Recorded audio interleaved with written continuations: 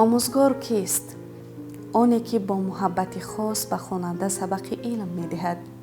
با هر کلام چراغ در دل می افروزد و با هر درس راه فردا را روشن می نماید. آموزگار آن است که نه تنها کتاب می کشاید بلکه قلب ها را به دانش می پیوندد. از هر سوال ساده فکری بزرگ می سازد. او با صبر و تحمل، با مهر پدرانه و غمخواری مادرانه به هر خواننده امیدی نو می بخشد.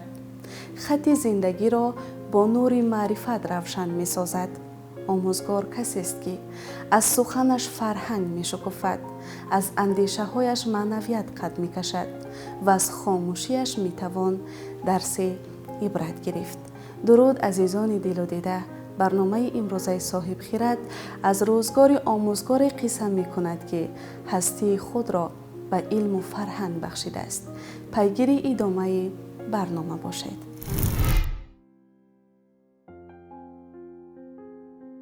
در همه دور و زمانها آموزگار همچون محور اساسی رشد معارف و فرهنگ شناخته شده است. پیشرفت علم و دانش، تشکل جهانبینی سالم و رشد فرهنگی ملی به واسطه به زحمت و فداکاری آموزگاران وابسته است.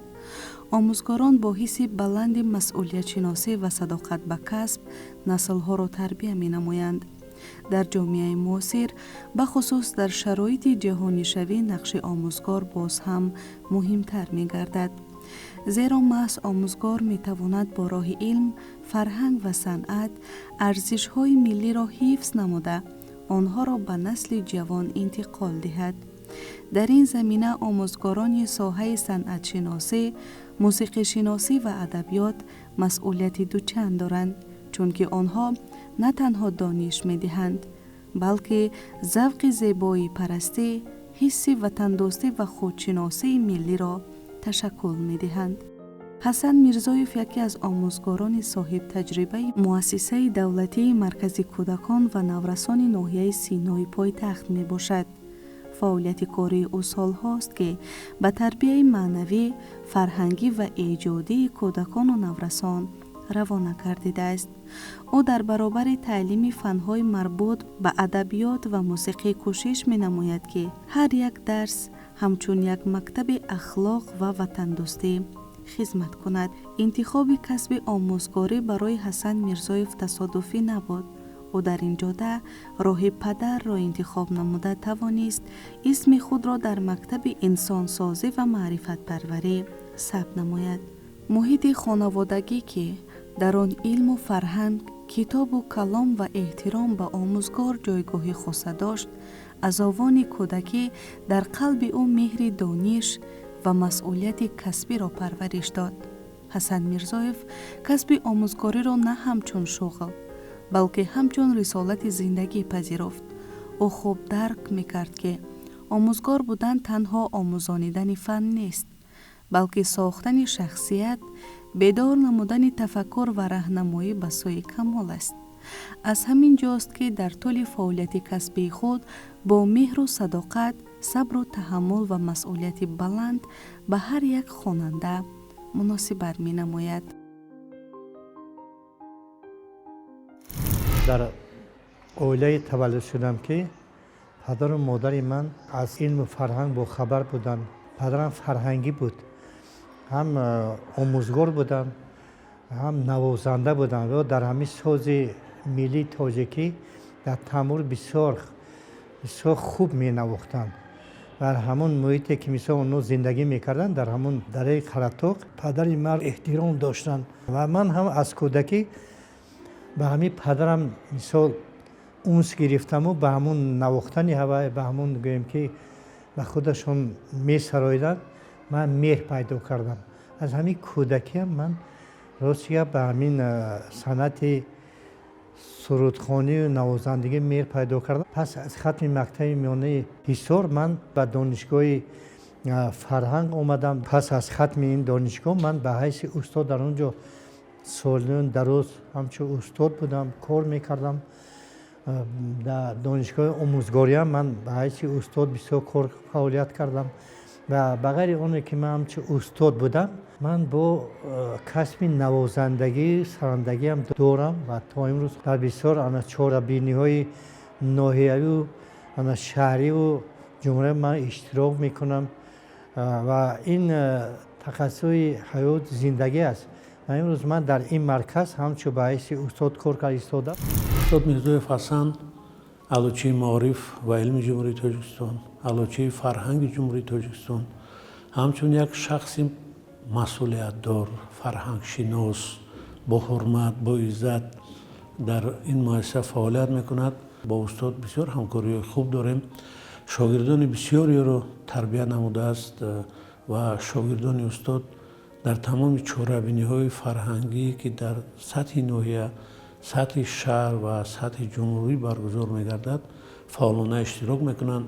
استاد خودش هم یک شخص میباشد که از همه مهم کسب خودش را دوست می‌دارد.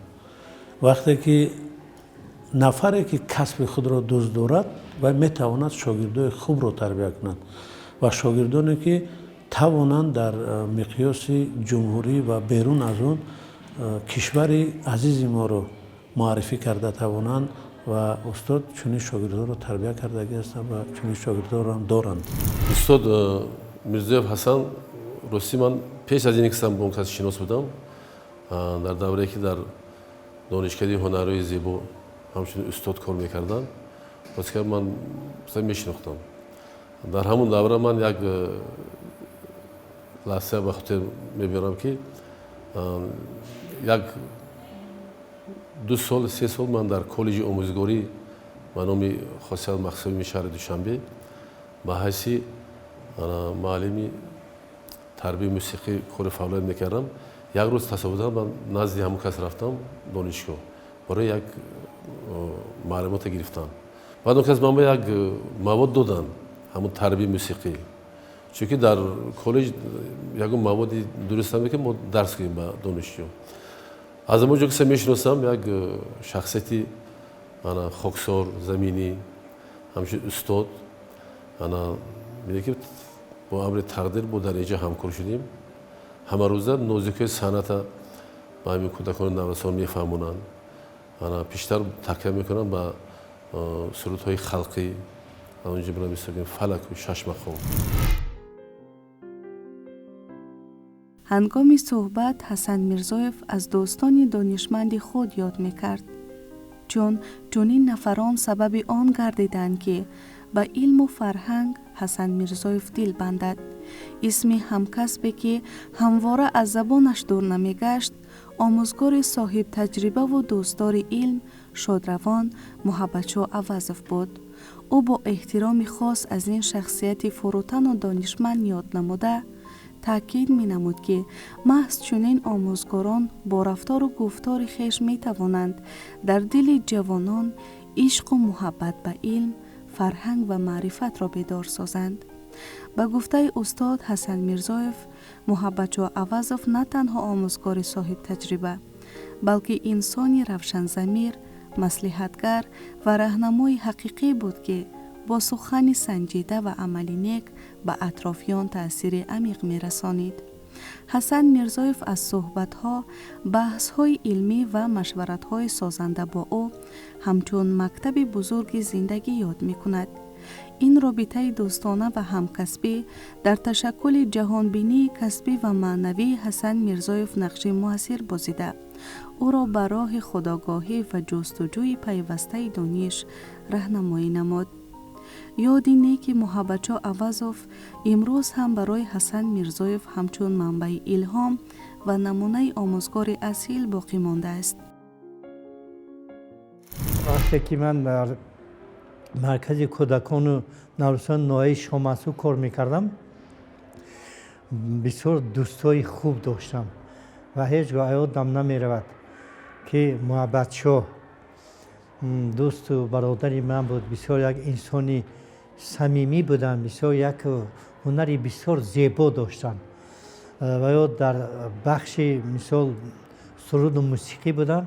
من ذوق هم آمده نزد و میشیدم و بغیر اونه که آموزگار بودن ایجادکار هم بودن.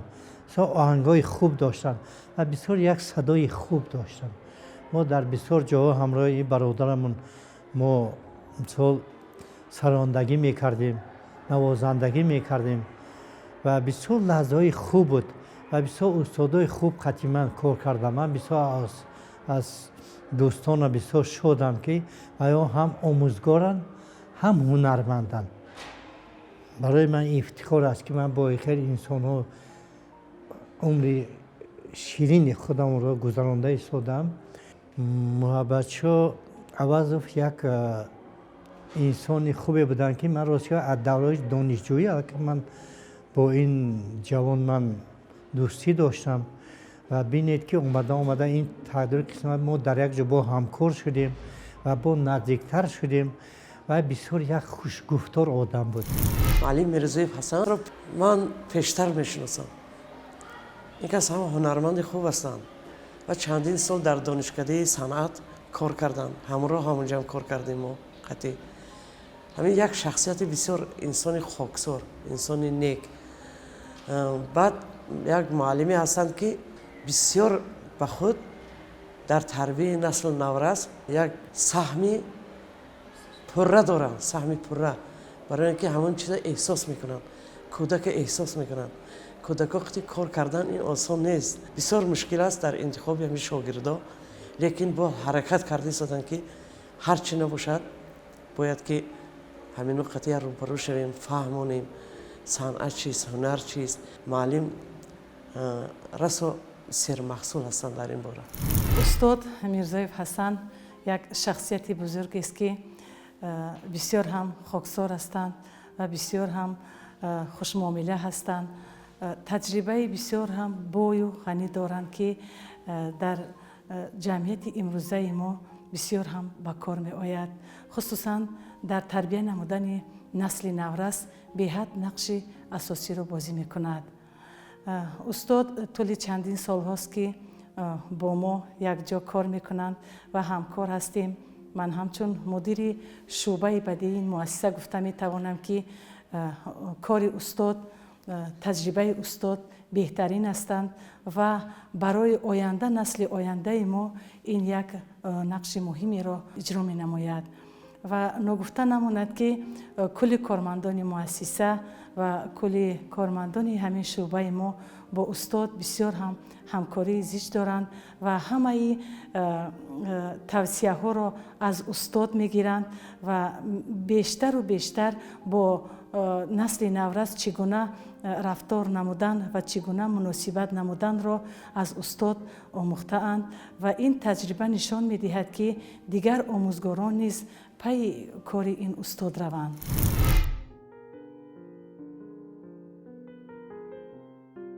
حسن میرزایف با مسئولیت بلند، انتظام کسبی و مناسبت ایجادی به کار خود شناخته شده است. او در روند تعلیم از اصولهای گوناگون معاصر استفاده نموده، محیط شوق‌آور و سازنده را فراهم می‌آورد که در آن کودکان و نورسان امکان آزادانه بیان نمودن اندیشه و قابلیت ایجادی خود را پیدا می‌کنند. در چنین محیط هر یک خواننده خود را همچون شخصیت مستقل احساس نموده و آموزش با شوق و رغبت بیشتر جلب می گردد. حسن میرزایف کوشش می نماید که درس ها تنها محدود به چهارچوبه برنامه نباشد، بلکه به یک فضای زنده فکررانی، بحث و ایجاد تبدیل یابند. او به رشد تفکر ایجادی، جهانبینی وسیع و ذوق استتیکی کودکان و نورسان اهمیت خاصه می دهد.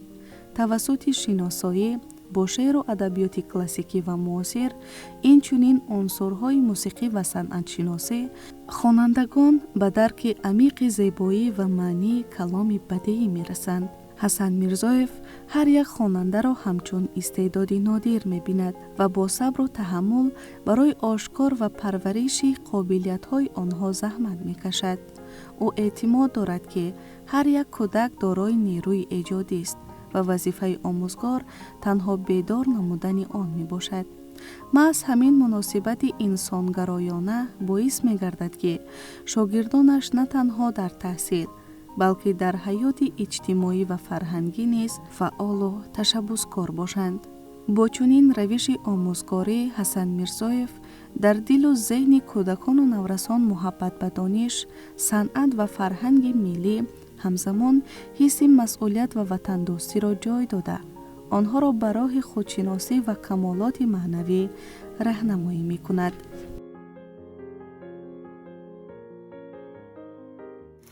وقتی که دانشگاه فرهنگ و صنعت تاجستان رو تمام کردم، من از روی در زمان ما رخصتنامه میدادن.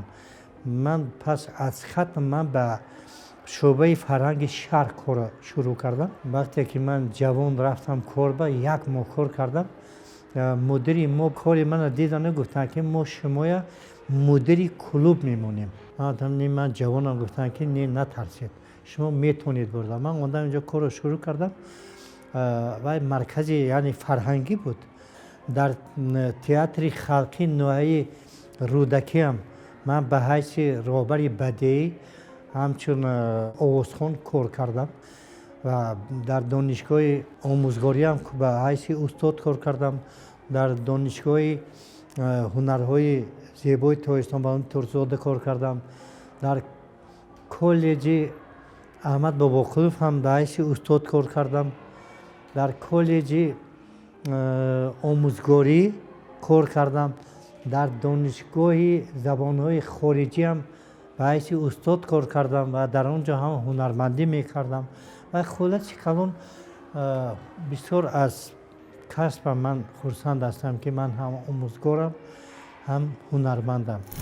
میرزایف حسن در رشد علمی صنعت شناسی من فکر میکنم که یعنی اون ژانرهای قدیمی ما را باز هم زنده تر نمودند.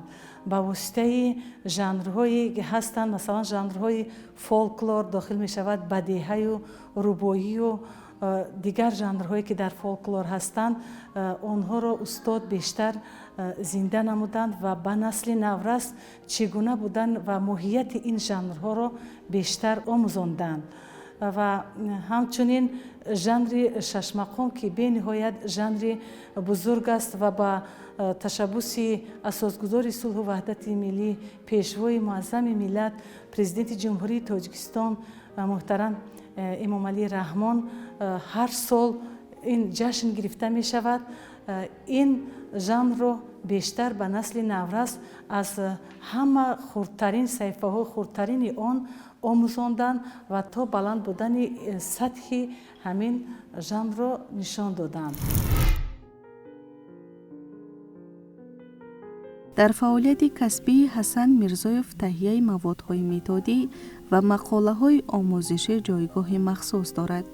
او در جریان کار خود تجربه چندین ساله آموزگاری را جمع‌بست نموده، آن را در شکل دستورهای متدی برای همکسبان و شاگردان پیشنهاد می‌نماید.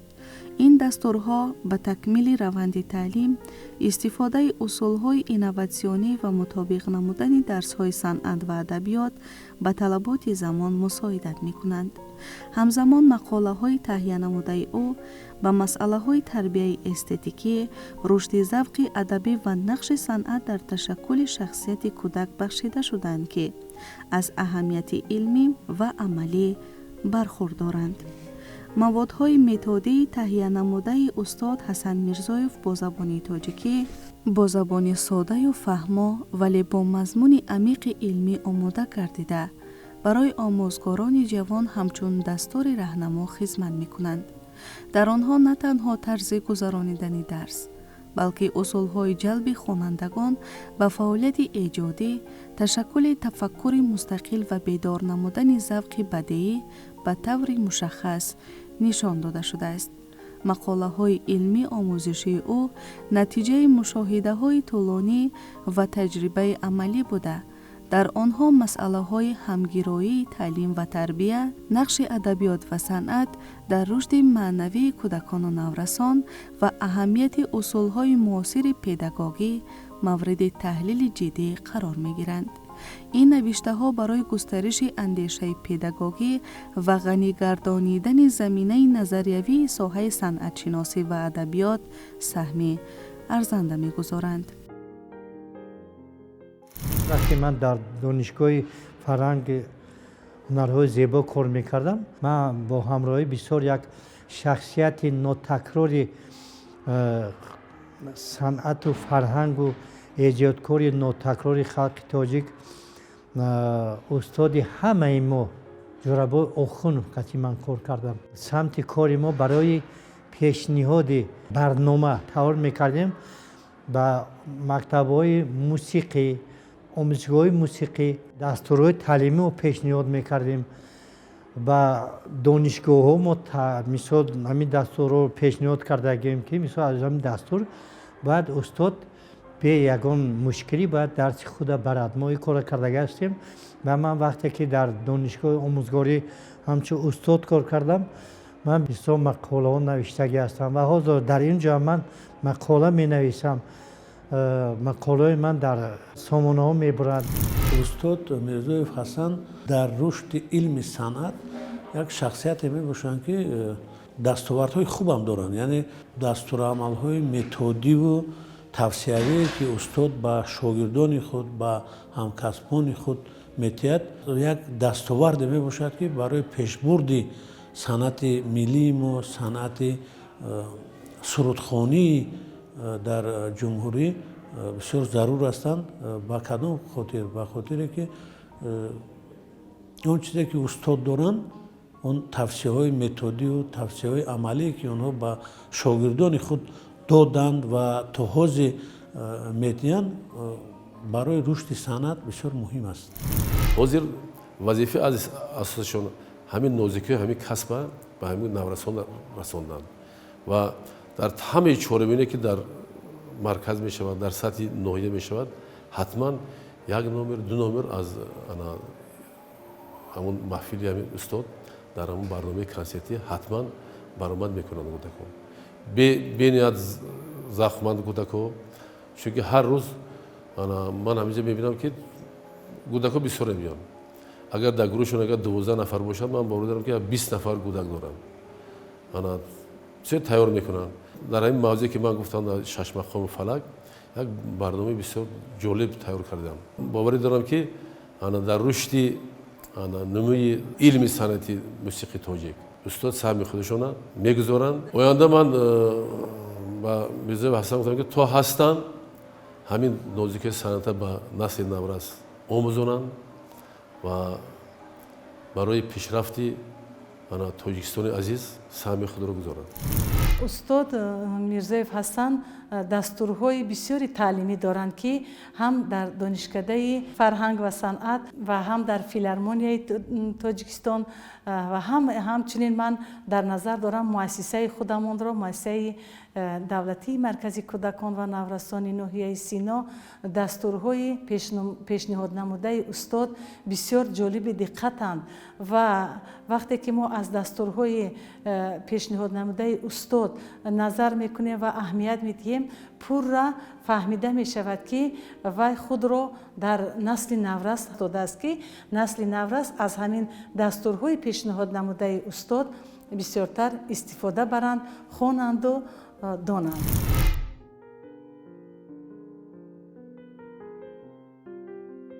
سهم حسن میرزایف در رشد معارف، صنعت‌شناسی و ادبیات قابل تحسین است. او با مهنت صادقانه و فعالیت پیوسته توانسته است که در میان کودکان و نورسان محبت به کلام بدیعی، موسیقی ملی و فرهنگ تاجیک را بیدار نماید. توسط درس‌ها، محفل‌ها و چاره‌بینی‌های فرهنگی او بر رشد تفکر ایجادی و جهانبینی فرهنگی خوانندگان مساعدت می‌کند. این روند نه تنها به بلند برداشتن سطح دانش، بلکه به تحکیم خودشناسی ملی و احساس افتخار از فرهنگ تاجیکی آورده می‌رساند. در فعالیت او، صنعت و ادبیات همچون وسیله مؤثر تربیت معنوی و اجتماعی نسل نورس استفاده می‌شوند.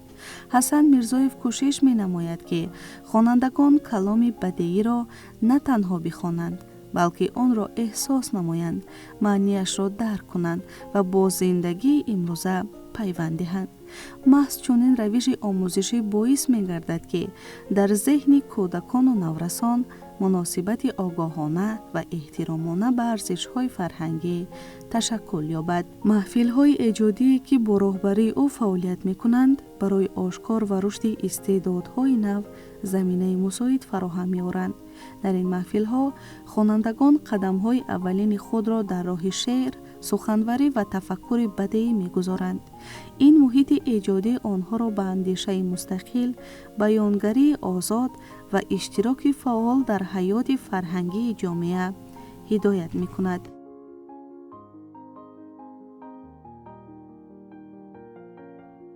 در این فعالیتی طولانی که من کار کردم، من اول علوچی معارف شدم.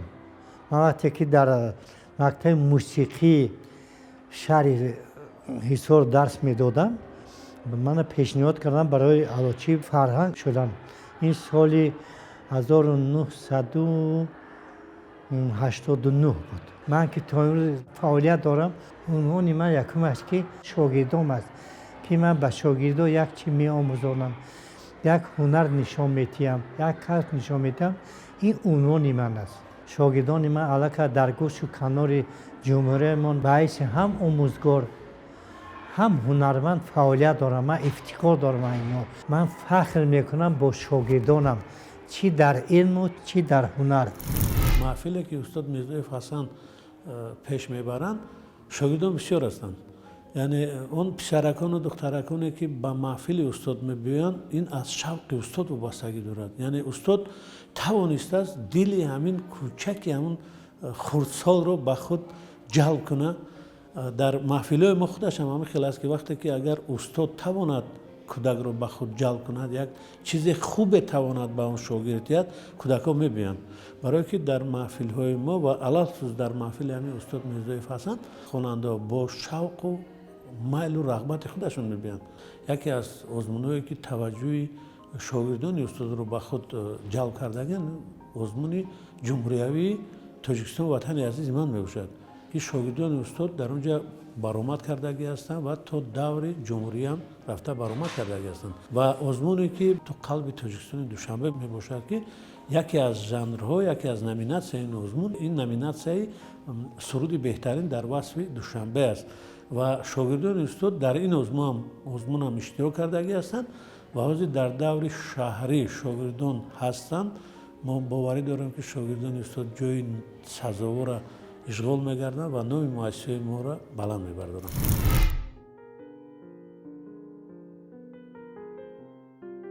فعالیت آموزگاری حسن میرزایف نمونه روشن آموزگاری اصیل است که با علم و تجربه، مسئولیت شناسی و محبت به کسب در رشد معنوی و فرهنگی جامعه سهمی ارزنده می‌گذارد. او در روند تعلیم توانسته است که آموزش و تربیت را به هم پیوند نموده، محیط سازنده ایجادی را فراهم آورد. در مجموع فعالیت علمی و آموزگاری استاد حسن میرزایف نشان می‌دهد که آموزگار تربیتگر معنوی، راهنمای فرهنگی و چراغ روزگار نسل نورس می باشد. سهم او در رشد معارف، صنعت شناسی و ادبیات نمونه عبرت برای آموزگاران جوان بوده، ارزش بلند کسب آموزگار را باز هم روشن‌تر می‌نماید. آموزگاران مثل حسن میرزایف با زحمت فداکاری خود نه تنها استعدادها را کشف می‌کنند، بلکه راه معنوی و فرهنگی جامعه را روشن می‌سازند و برای آینده ملت زمینه استوار می‌گذارند. تجربه و فعالیت آموزگاری حسن میرزایف ثابت می‌سازد که آموزگاران اصیل چراغ روزگار جامعه اند. آنها با نور دانش، فرهنگ و معنویات راه نسل آینده را روشن نموده برای رشد استوار معارف و فرهنگ ملی زمینه با اعتماد می‌گذارند. بینندگان گرامی و ارجمند، رسیدیم به انتهای برنامه امروزه صاحب خیرت. شادم که دوام برنامه ما را همراهی نمودید. اگر خواهش اشتراک در برنامه ما را داشته باشید، پس می توانید توسط رقم های روی اکران بوده با ما تماس بگیرید. خیر عزیزان، تا نشرهای دیگر برنامه خوشی و خوش روزگاری برایتان تمنا می نماییم.